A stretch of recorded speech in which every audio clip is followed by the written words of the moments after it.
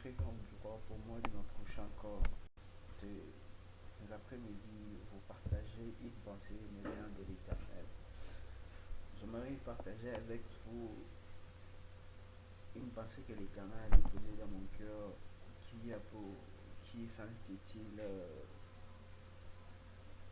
c'est sous forme de questions. Comment faire pour avoir une vitesse dans la vie?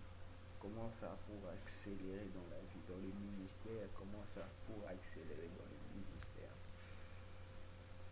Bon, ça a commencé d'abord, cette pensée m'est venue une fois dans une vision, l'Éternel m'a montré une fois me voyant en train de marcher, une voiture en train de courir plus vite que moi.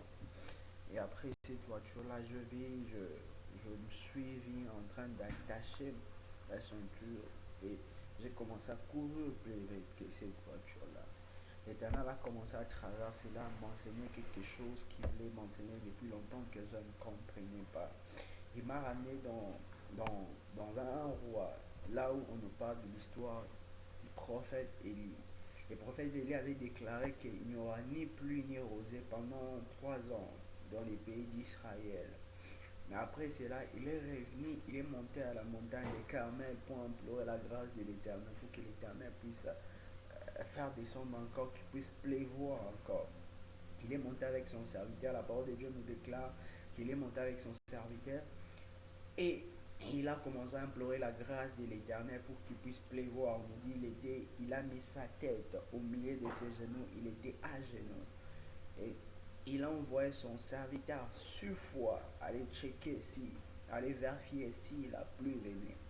Au septième fois, son serviteur lui dit, je vis au ciel une main, une nuage à la forme de la main.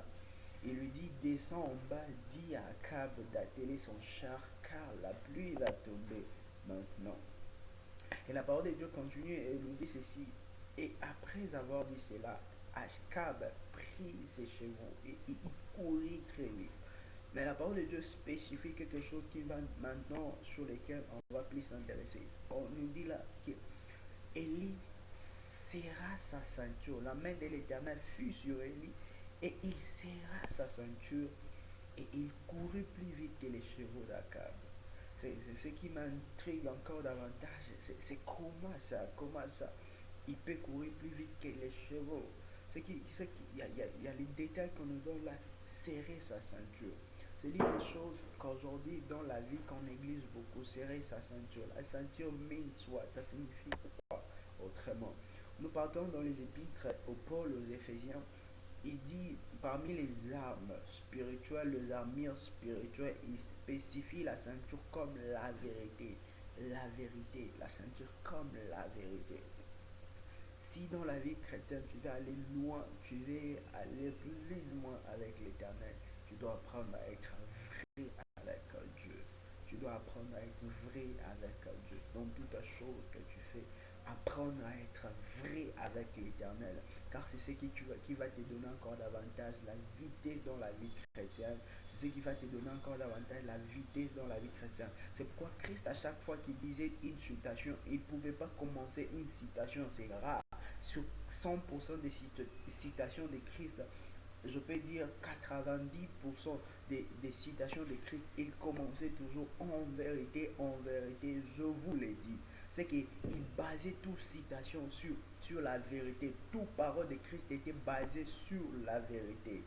Et la parole de Dieu nous dit même, il est le chemin, la vie et la vérité. Il est le chemin, la vie et la vérité. Il est le chemin, la vie et la vérité. C'est que quand on veut marcher avec Christ, on doit marcher sur le chemin de la vie et la vérité. Accepter ces choses-là. C'est pourquoi l'Éternel a mis cette pensée à te dire, toi mon frère, ma soeur, vis dans les vrais, sers Dieu dans les vrais. Ne cherche pas à taper à gauche, à droite, il n'y a rien. C'est pourquoi il pouvait dire à cette femme samaritaine, vous adorez ce que vous ne connaissez pas, nous adorons ce que nous connaissons. Adorer Dieu, c'est pas aller à la montagne, c'est pas ça. servir Dieu, c'est pas être protocole, musicien à l'église, ni pasteur, ni ceci, cela, n'importe quelle fonction. C'est être vrai avec Dieu. C'est pourquoi il pouvait dire à cette femme samaritaine que les vrais adorateurs sont ceux qui adorent Dieu en esprit et en vérité. C'est que nous devons servir Dieu en esprit et en vérité. La vérité, c'est la chose qui va te donner encore davantage la vitesse, le sérieux dans l'œuvre de Dieu. Demande la grâce de Dieu dans ta vie qui puisse te donner encore davantage. C'est l'Esprit de Dieu qui peut te les donner. L'Esprit de Dieu est appelé l'Esprit de vérité. Que la grâce, que la paix du Seigneur soit avec vous. Nous allons prier. Notre Père, nous recommandons tes enfants tes sentiments. Et la grâce, la paix soit particulièrement chevée. Je prie en ces moments pour que tu touches encore des vies, que tu transformes encore des vies.